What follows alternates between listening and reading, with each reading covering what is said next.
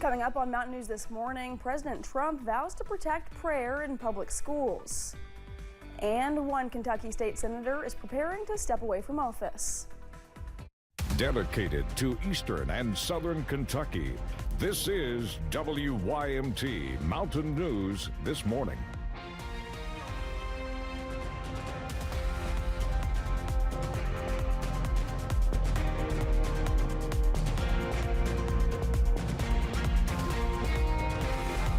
Good morning, I'm Caroline Mueller. We are inching up on that 5 o'clock hour, and today's date is Tuesday, September 9th. Let's go ahead and check in with meteorologist Megan Desmond for a look at your forecast this morning. Now, Megan, not to be dramatic, but I did have my car on full heat blasting this morning, and I know it's not even that cold yet. It's only going to get worse, but I was freezing. Trust me. Me too. It was I had sweatpants on this morning, doing everything I could do to keep myself a little bit warm. And unfortunately, looking at those temperatures, it's not even that cold. I mean, for most folks, we're looking at the low 50s, but it definitely feels chilly out there this morning. So keep that in mind as you're heading out the door this morning. Much colder weather is on the way, though, as we inch towards the second half of the year. Now, in terms of what we'll see this afternoon, though, we are looking at warmer temperatures than yesterday, the upper 70s and low 80s, which will lead to another perfect fall-like day, although we're starting to see glimpses of the summertime heat coming back, especially this weekend. Now, in terms of rain chances, though, no surprise here, still nice and dry, not even a single cloud in the region, and we'll just continue that trend until Monday of next week when the rain returns. And we are looking at just a little bit of fog as you're heading out the door. Densest fog right now is as you're traveling towards Harlan, Kentucky, 1.3 mile visibility. Here's a look at that day planner. Not too bad. Again, sunny skies all day long, high temperatures around 4 p.m. Caroline. All right, Megan, thank you. One person is dead after a motorcycle crash in Clay County. It happened on State Highway 1524 yesterday afternoon. State police say the motorcycle crossed into oncoming traffic and hit a pickup truck. The motorcyclist, 64-year-old Terry McClure, died at the scene. State police say toxicology results are pending and an autopsy has not yet been scheduled. Alleging that public school students are indoctrinated with anti-religious propaganda, President Trump on Monday announced new federal guidance regarding school prayer. Our White House correspondent, John Decker, has the story. In a speech to the White House Religious Liberty Commission, President Trump spoke of the importance of prayer in America, particularly among young people. At the Museum of the Bible, the president announced a new policy that could impact teachers and students. I'm pleased to announce this morning that the Department of Education will soon issue new guidance protecting the right to prayer in our public schools. The president then invited Shay Encinas, a 12-year-old student from California, to the stage. Encinas fought back against his school for pushing a book about changing genders. I believe kids like me should be able to live our faith at school without being forced to go against what we believe. I hope no other family has to go through what mine did.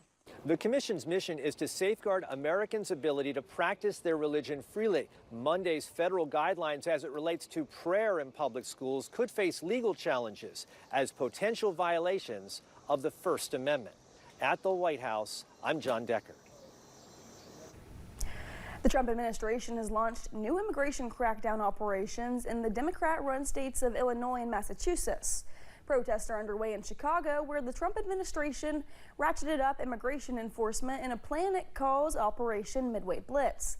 The Department of Homeland Security says the operation will target the criminal illegal aliens who flock to Chicago and Illinois because of sanctuary policies. We want to get them out of the city, make the public safe. It's been about terrorizing our communities, but we will not be intimidated.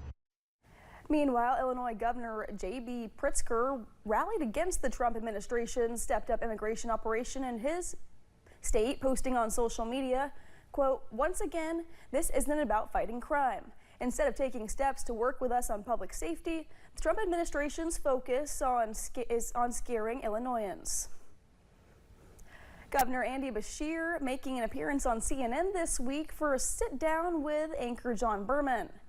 Beshear covered a lot of ground in his interview, speaking on efforts to unify the country, how to address the Trump administration as a Democratic governor, and his past words with Vice President J.D. Vance. While talking about Vance, Beshear didn't hold back, blasting the vice president for his portrayal of Kentuckians in his book, Hillbilly Elegy. Listen, our people are a proud people. We helped power the Industrial Revolution, powered us through 2 world wars, and the way he has exploited the people of Kentucky for personal gain is just wrong. Beshear was also asked about a possible bid for the White House in 2028, the governor telling Berman he would think about it next year and added, quote, "If my family thinks that I'm somebody that can help heal this country, I'll consider it."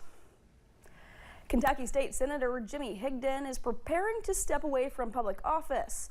Higdon, who chairs the Senate Transportation Committee, announced he will retire at the end of his current term. He first joined the legislature in 2003 as a state representative before joining the Senate in 2009. During his time in Frankfort, he played a role in securing major infrastructure investments for eastern Kentucky, including projects on the Mountain Parkway and Interstate 75. I've always believed that true leadership, you know when to go home, you know when to pass the torch. And I think that time has come, and I'll go out at the top of my game and, you know, spend time with family. Higdon says he plans to focus on unfinished business in his remaining months in office, but says he's ready to enjoy retirement with his wife, children, and grandchildren. Today is Hunger Action Day. Our sister station in Lexington sat down with the president and CEO of God's Food Pantry Bank, asking what is the state of food insecurity in central and eastern Kentucky. 19 of the most food insecure counties in the country are in the God's Pantry Food Bank service area. Michael Halligan and his team are well aware of that. Anyone at any time could find themselves in need. There's always been a stigma tied to food insecurity. And there's always been a resistance by someone who's experiencing hunger to admit that they need help. Providing those meals is more expensive than ever. God's Pantry Food Bank purchases about 15% of its food. Last year they spent $7 million. About 1 in 10 Americans has been diagnosed with a rare disease. There are nearly 10,000 rare diseases that we know about in the U.S., but only about 5% have FDA-approved treatments.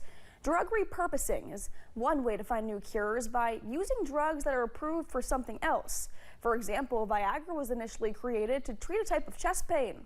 Some high blood pressure medications are being used to treat hair loss. And a long out-of-use morning sickness drug is now used to treat types of blood cancer.